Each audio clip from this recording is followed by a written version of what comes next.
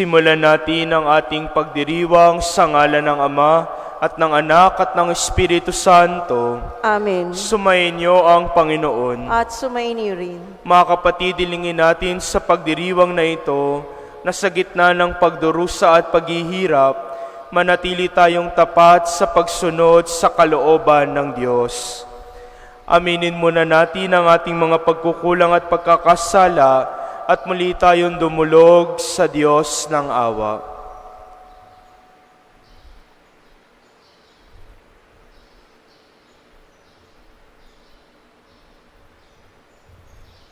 Panginoon, kami ay nagkasala sa iyo. Panginoon, kaawaan mo kami. Kaya naman, Panginoon, ipakita mo na ang pag-ibig mong wagas. Kami ay lingapin at sa kahirapan ay iyong iligtas. Kaawaan tayo ng makapangyarihang Diyos, patawarin tayo sa ating mga kasalanan at patnubayan tayo sa buhay na walang hanggan. Amen. Manalangin tayo.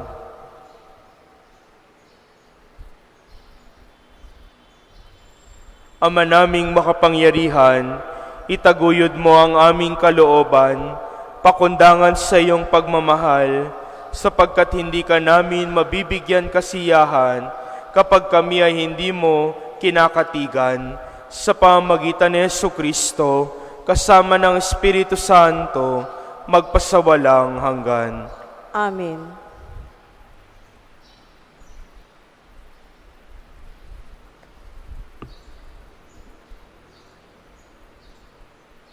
Pagbasa mula sa aklat ni Propeta Jeremias. Ipinabatid sa akin ng Panginoon ang masamang balak laban sa akin ng mga kaaway ko. Ako'y parang maamong tupang, dinadala sa patayan at hindi ko nalalamang may masamang balak pala sila sa akin. Wika nila, putulin natin ang puno habang malusog. Patayin natin siya nang wala nang makaalaala pa sa kanya. At dumalangin si Jeremias, Panginoon, ikaw ay hukom na makatarungan. Nababatid mo ang isipan at damdamin ng bawat tao. Ikaw ang maghiganti sa mga taong ito. Ipinauubaya ko po sa iyo ang aking gawain. Ang salita ng Diyos. Salamat sa Diyos. Panginoon, aking Diyos, pag-asa ko sa iyo'y lubos. Panginoon, aking Diyos, pag-asa ko sa iyo'y lubos. Panginoon, aking Diyos, sa iyo ko natagpuan, yaong aking minimithi at hangad na kaligtasan. Iligtas mo sana ako sa pag-usig ng kaaway, tinutugis nila ako, hindi sila naglulubay. Kapag ako ay inabot, sila'y leyon ang katulad. Tatangayin nila ako, sa malayo itatakas. At kung ito ang mangyari, pihong walang magliligtas. Dudurugin nila ako, luluraying walang habag. Panginoon, aking Diyos, pag-asa ko sa iyo'y lubos. Humatol ka sa panig ko, yamang ako'y di masama. Pigilin ang di matuwid sa kanilang mga gawa. Yaon namang mabubuti ay bigyan ng gantimpala. Yamang ikaw, Panginoon, ay ang Diyos na dakila, at sa iyo ay dilingid ang laman ng puso't diwa. Panginoon, aking Diyos, pag-asa ko sa iyo'y lubos. Ikaw rin po, Panginoon, ang sa akin nag-iingat. Ang lahat ng masunurin sa iyo ay naliligtas. Ikaw ang Diyos na matuwid, isang hukom na matapat, laging handang magparusa sa sinumang gaway linsad. Panginoon, aking Diyos, pag-asa ko sa iyo'y lubos.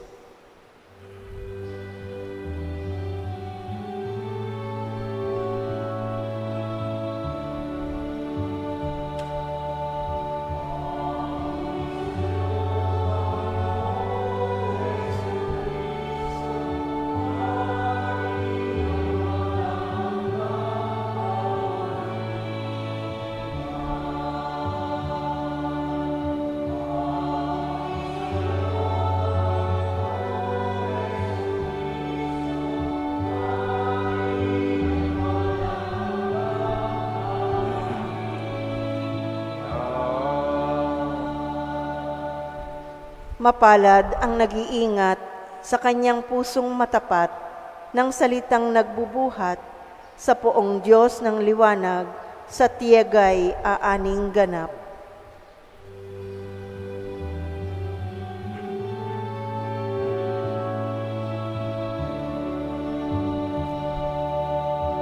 Papuri sa'yo, Panginoong Jesucristo, Hari ng walang hanggang kapurihan.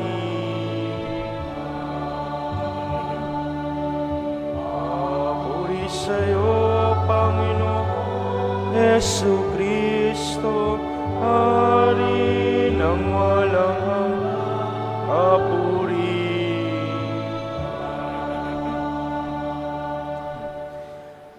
Sumainyo ang Panginoon. At sumaini rin. Ang mabuting balita ng Panginoon ayon kay San Juan. Papuri sa iyo, Panginoon.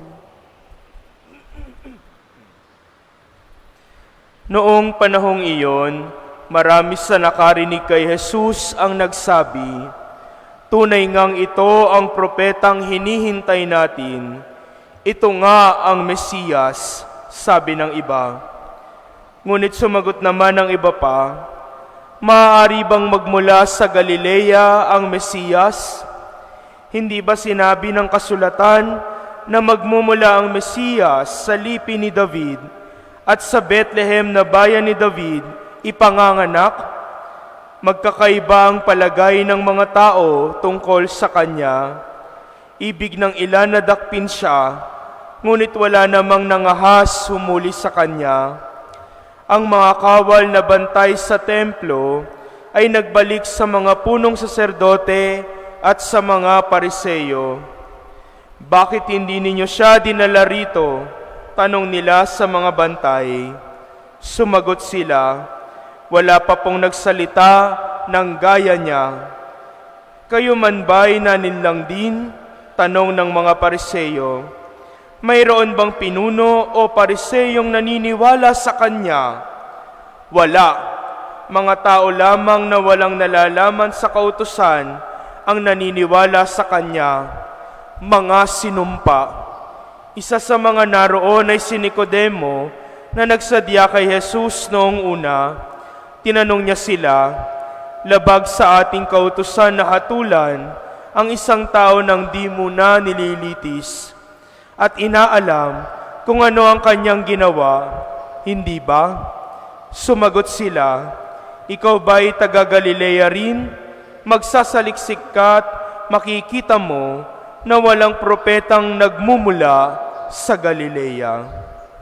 At umuwi na nga ang bawat isa. Mga kapatid, ang mabuting balita ng ating kaligtasan. Pinupuri ka namin, Panginoong Hesukristo. Magandang umaga po sa inyong lahat, mga kapatid. Narinig natin sa unang pagbasa mula kay Propeta Jeremias ang mga salita tungkol sa pagbabanta sa kanyang buhay. Ipinakita ng Diyos, ipinaalam sa kanya ng Panginoon na maraming tao ang galit sa kanya at nagtatangka sa kanyang buhay. Bakit? Dahil sa pagsasabi niya ng katotohanan, dahil sa pagsunod niya sa kalooban ng Diyos, at sa pagtupad niya sa misyon na dalhin ang mensahe ng Panginoon ng pagbabago at pagbabalik loob para sa mga Israelita. At dahil sa totoo ang sinasabi ni Jeremias tungkol sa buhay nila, ang mga Israelita ay nanggagalaiti sa galit. Gusto nilang patayin si Jeremias sapagkat pag naririnig nila ang kanyang pagpapahayag, sila ay inuusig ng kanilang konsensya. Inuusig sila ng konsensya dahil alam nilang mali ang kanilang ginagawa, na masama ang kanilang pamumuhay, na hindi sila sumusunod sa kalooban ng Diyos. Kaya gusto nilang patahimikin, gusto nilang patayin si Jeremias. Subalit, kagaya ng narinig natin, hindi tumigil si Jeremias sa pagiging propeta ng Panginoon. Hindi siya tumigil sa pagsasabi ng katotohanan at sa pagsunod niya sa kalooban ng Diyos. Bagkus humugot siya ng lakas ng loob mula sa Panginoon. Alam niya na hindi siya pababayaan ng Panginoon hanggat sumusunod siya sa kanyang kalooban. Alam niyang hindi siya pababayaan ng Panginoon bagkus ililigtas siya ng Diyos ng mga Israelita. At ganito rin ang narinig natin sa ating ebanghelyo. Patuloy na inuusig ng mga Pariseyo, ng mga eskriba si Jesus. Gusto nilang dakpin siya. Gusto nilang patayin si Jesus. Sapagkat kagaya ni Jeremias, si Jesus din ay hindi tumitigil sa paggawa ng kabutihan, sa pagsunod sa kalooban ng Diyos, sa pagsasabi ng katotohanan ng paghahari ng Panginoon. Gusto nilang patahimikin si Jesus. Gusto nilang patayin si Jesus. Subalit mga kapatid, kagaya ng narinig natin, hindi nila magawa ito sapagkat maraming naniniwala sa Kanya. Yung mga ordinaryong tao na hindi man nakapag-aral ng kasulatan, hindi man nakapag-aral ng kautusan, kagaya ng mga Pariseyo at ng mga eskriba, ay nakakakilala kay Jesus bilang dakilang propeta at Mesiyas na tagapagligtas. Napakagandang irony ng ating pagbasa ngayon. Yung mga nakapag-aral ng kasulatan at ng kautusan, hindi nakilala ang Mesiyas. Pero yung mga ordinaryong tao na laging nakikinig kay Jesus, nakakita ng mga kabutihang ginawa ni Jesus, sila ang nagkaroon ng pananalig, paniniwala at pananampalataya kay Jesus. Kaya sa huli, sino ang nagtamo ng kaligtasan? Hindi ang mga Pariseyo, hindi ang mga eskriba, kundi yung mga ordinaryong tao na nakinig at sumunod kay Jesus. At ito ang hamon sa atin, mga kapatid. Malapit nang matapos ang Kwaresma, napakarami nating narinig na pangaral kay Jesus tungkol sa pagsisisi sa kasalanan, sa pagtalikod sa kasamaan, at sa pagbabalik loob sa Panginoon. Sana mga kapatid, tunay ngang naganap sa atin ang mga pangaral ni Jesus. Tunay ngang nangyari sa buhay natin yung ating napakinggan mula sa Panginoong Jesus. Sapagkat sa pagsisisi sa kasalanan, sa pagbabalik loob sa Diyos, at sa pakikinig at pagsunod natin sa Kanyang kalooban, doon lamang din natin makikilala si Jesus na tagapagligtas sa ating mga buhay. Ang mga Pariseyo at Eskriba patuloy na nagtatanong, ang Mesiyas ba maaaring manggaling sa Galilea? Naalala nyo, may katunog itong tanong. Katulad ito ng tanong ni Natanael na isang apostol nung sinabi sa kanya ng isang alagad na si Felipe, nakita namin ang Mesiyas. Anong sabi ni Natanael? Meron bang mabuting manggagaling sa Nazaret? Ngayon naman ang mga Pariseyo ang nagtatanong, ang Mesiyas ba maaaring manggaling sa Galilea? No? Sapagkat alam nila sa banal na kasulatan na ang tagapagligtas, ang Mesiyas, ay manggagaling sa Bethlehem. Pero alam naman nating lahat kung saan ipinanganak si Jesus na Mesiyas, sa Bethlehem. No? Mga kapatid, kagaya ng hinahamon sa atin ng mga pagbasa ngayon, nawa kahit nasa gitna ng mga hirap, pagsubok, pag-uusig ng mga tao sa paligid natin, huwag tayong tumigil sa paggawa ng kabutihan, huwag tayong tumigil sa pakikinig sa Panginoon, sa pagsasabi ng katotohanan, at sa pagsunod sa Kanyang kalooban. Sapagkat dyan natin tunay na mararanasan, dyan natin tunay na makikita ang pagliligtas ni Jesus na Mesiyas ng ating mga buhay. Amen.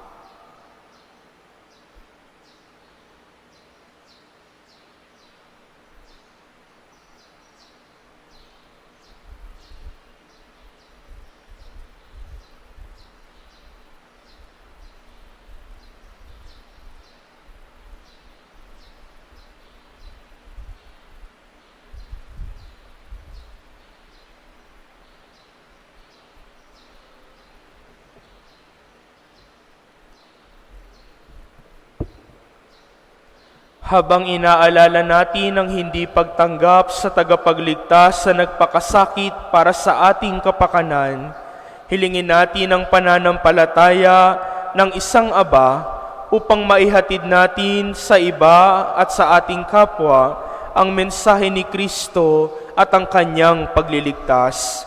Ang ating itutugon sa bawat panalangin, Panginoon, dinggin mo ang aming panalangin. Panginoon, dinggin mo ang aming panalangin. Ang mga may kapangyarihan, naway patnubayan ng espiritu ng pananampalataya. Manalangin tayo sa Panginoon. Panginoon, dinggin mo ang aming panalangin. Ang mga nagpapalaganap ng mensahe ng Ebanghelyo sa lahat ng dako, naway pagkalooban ng tapang. Manalangin tayo sa Panginoon. Panginoon, dinggin mo ang aming panalangin. Ang mayayamang bansa, naway maging bukas palad sa pagtulong sa mga mahihirap na bansa. Manalangin tayo sa Panginoon. Panginoon, dinggin mo ang aming panalangin. Ang mga may sakit, mga bilanggo, mga matatanda, at mga may kapansanan, naway palakasin ng mga nakapagpapaginhawang salita ng Diyos. Manalangin tayo sa Panginoon. Panginoon, dinggin mo ang aming panalangin. Ang mga namayapang tapat sa Panginoon, naway magtamasa ng ipinangakong kapayapaang walang hanggan. Manalangin tayo sa Panginoon. Panginoon, dinggin mo ang aming panalangin. Tahimik nating idalangin sa Diyos ang ating mga sariling kahilingan. Habang inaalala natin yung mga taong pinangakuan natin ng ating mga dasal, gayon din ang mga intensyon na iniaalay sa misang ito.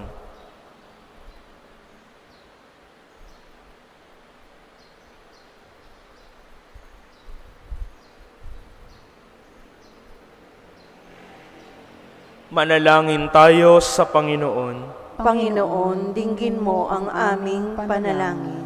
Ama naming mapagmahal, dinggin mo ang panalangin ng iyong mga anak. Isinugo mo ang iyong bugtong na anak upang kami ay higit na ilapit sa iyo. Patnubayan at palakasin mo kami upang maganap namin ang aming misyon na magsabi ng katotohanan, sumunod sa iyong kalooban at laging mamuhay sa kabutihan, alang-alang kay Kristo na aming Panginoon. Amen.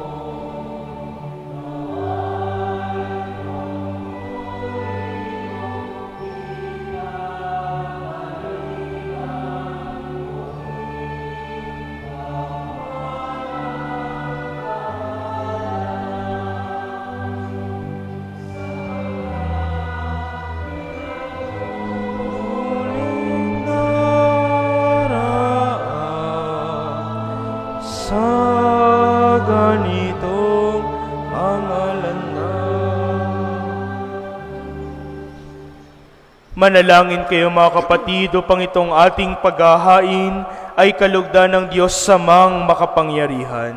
Tanggapin nawa ng Panginoon itong paghahain sa iyong mga kamay, sa kapurihan niya at karangalan sa ating kapakinabangan at sa buong sambayanan niyang banal.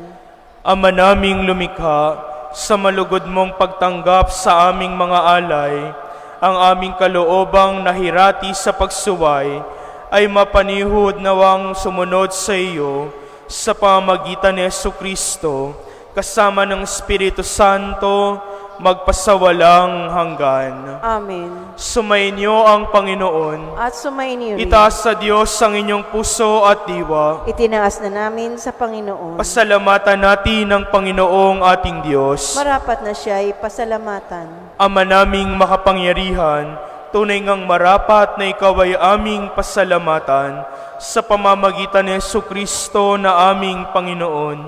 Sa aming kusang pagtitiis ng hirap, tinutulungan mong aming maitumpak ang kinamias ng pagsalungat sa pananagutang iyong iniatas, sa aming pagtulad sa anak mong mahal na nagpakasakit para sa tanan.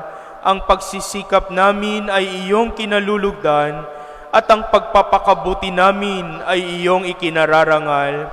Kaya kaisa ng mga anghel na nagsisiawit ng papuri sa iyo, nang walang humpay sa kalangitan, kami nagbubunyi sa iyong kadakilaan.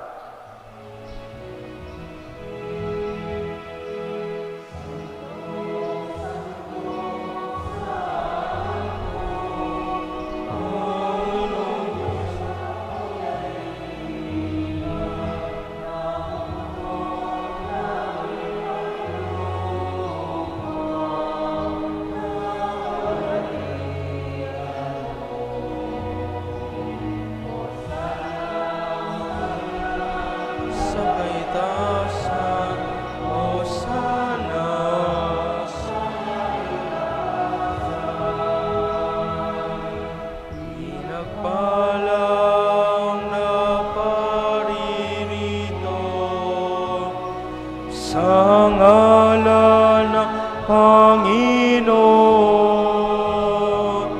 Hosana, Hosana sa kaitasan, Hosana sa kaitaasan.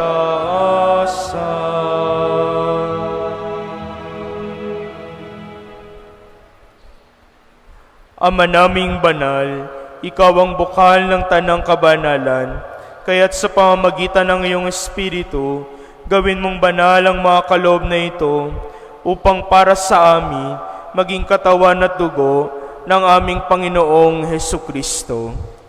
Bago niya pinagtiis ang kusang loob na maging handog, hinawakan niya ang tinapay, pinasalamatan kanya, pinaghati-hati niya iyon, iniabot sa kanyang mga alagad at sinabi, "Tanggapin ninyong lahat ito at kanin. Ito ang aking katawan na ihahandog para sa inyo."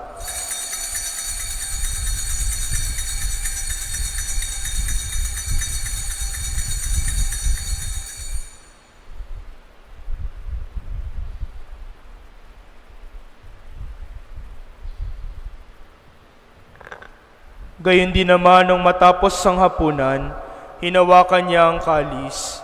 Muli kanyang pinasalamatan. Iniabot niya ang kalis sa kanyang mga alagad at sinabi, "Tanggapin ninyong lahat ito at inumin. Ito ang kalis ng aking dugo, ng bago at walang hanggang tipan, na aking ibubuhos para sa inyo at para sa lahat, sa ikapagpapatawad ng mga kasalanan. Gawin ninyo ito sa pag-alala sa akin."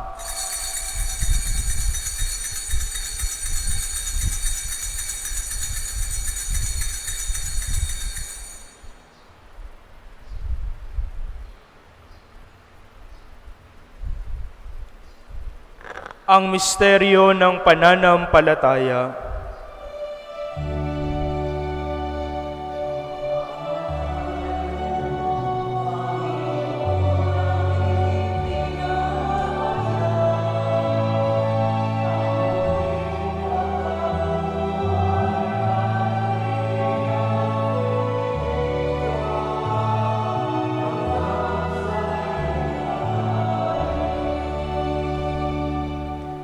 Ama, ginagawa namin ngayon ang pag-alala sa pagkamatay at muling pagkabuhay ng iyong anak. Kaya tiniaalay namin sa iyo ang tinapay na nagbibigay buhay at ang kalis na nagkakaloob ng kaligtasan. Kami ay nagpapasalamat dahil kami iyong minarapat na tumayo sa harap mo para maglingkod sa iyo. Isinasamo namin kaming magsasalo-salo sa katawan at tugon ni Kristo ay mabuklod sa pagkakaisa sa pamamagitan ng Espiritu Santo. Ama, lingapin mo ang iyong simbahang laganap sa buong daigdig. Puspusin mo kami sa pag-ibig kay San ni Francisco na aming Santo Papa at ni Jose na aming Obispo at ng Tanang Kaparian. Alalahanin mo rin ang mga kapatid naming nahimlay nang may pag-asang sila'y muling mabubuhay, gayon din ang lahat ng mga pumanaw.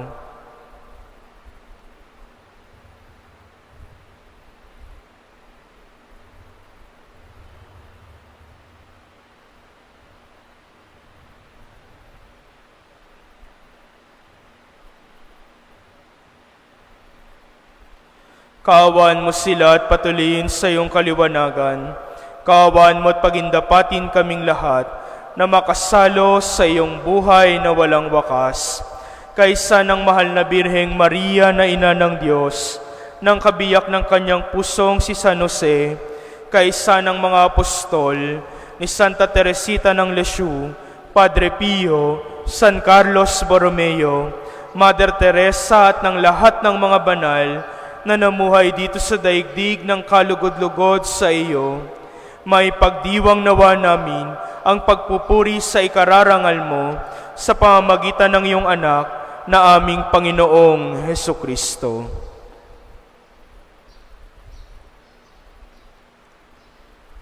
Sa pamamagitan ni Kristo, kasama niya at sa Kanya, ang lahat ng parangal at papuri ay sa iyo, Diyos samang makapangyarihan, kasama ng Espiritu Santo, magpasawalang hanggan.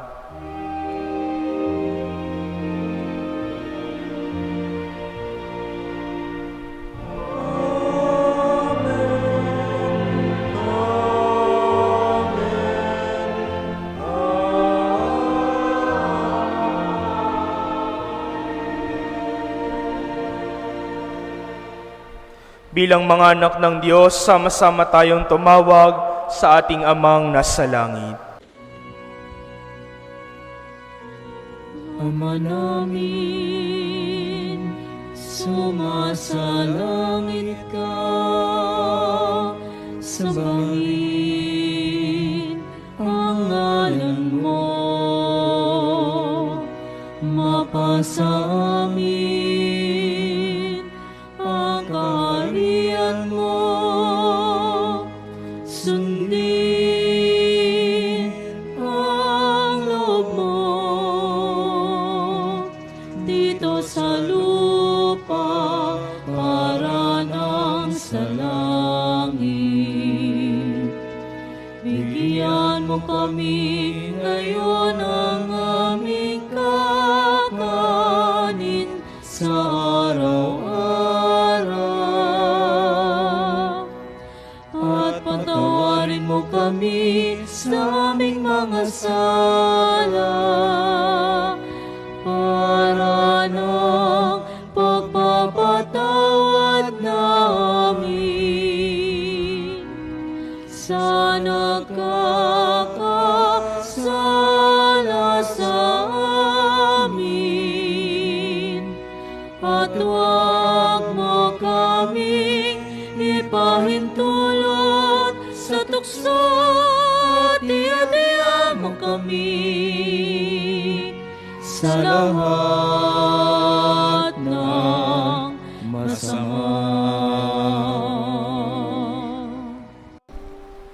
Hinihiling namin kami adya sa lahat ng masama, pagkalooban ng kapayapaan araw-araw, iligtas sa kasalanan at ilayo sa lahat ng kapahamakan, samantalang aming pinananabikan ang dakilang araw ng pagpapahayag ng tagapagligtas naming si Hesukristo. Sapagkat iyo ang kaharian at ang kapangyarihan at ang kapurihan magpakailanman. Amen. Panginoong Kristo, sinabi mo sa iyong mga apostol, kapayapaan ang iniiwan ko sa inyo, ang aking kapayapaan ang ibinibigay ko sa inyo.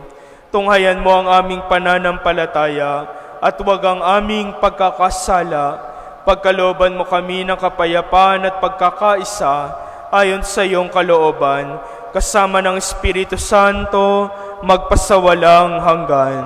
Amen. Ang kapayapaan ng Panginoon naway laging sumainyo. At sumainyo rin. Magbigayan kayo ng kapayapaan sa isa't isa.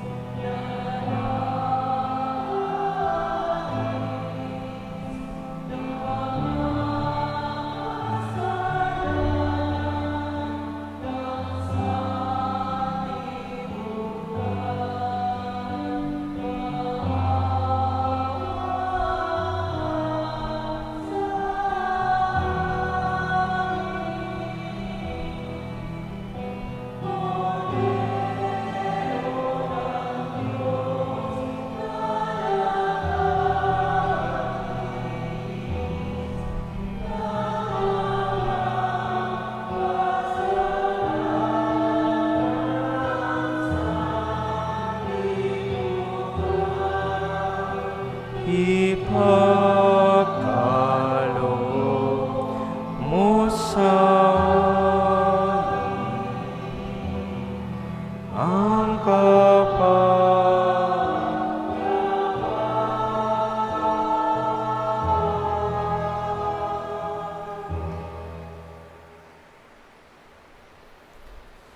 Narito si Jesucristo, ang Kordero ng Diyos. Siya ang nag-aalis ng mga kasalanan ng sanlibutan. Mapalad tayong inaanyayahan sa kanyang piging. Panginoon, hindi ako karapat-dapat na magpatuloy sa iyo, ngunit sa isang salita mo lamang ay gagaling na ako.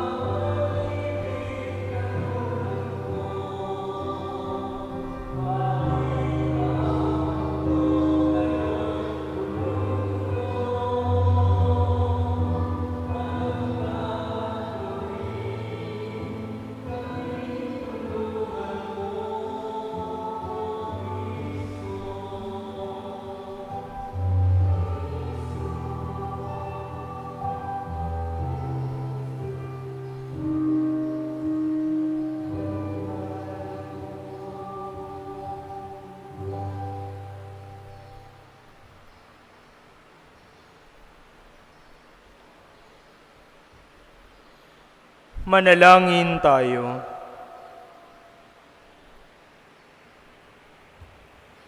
Ama naming mapagmahal, kami naway gawing dalisay ng banal na pakikinabang na nagpapagindapat na kami kalugdan mo sa pamagitan ni Jesucristo kasama ng Espiritu Santo magpasawalang hanggan.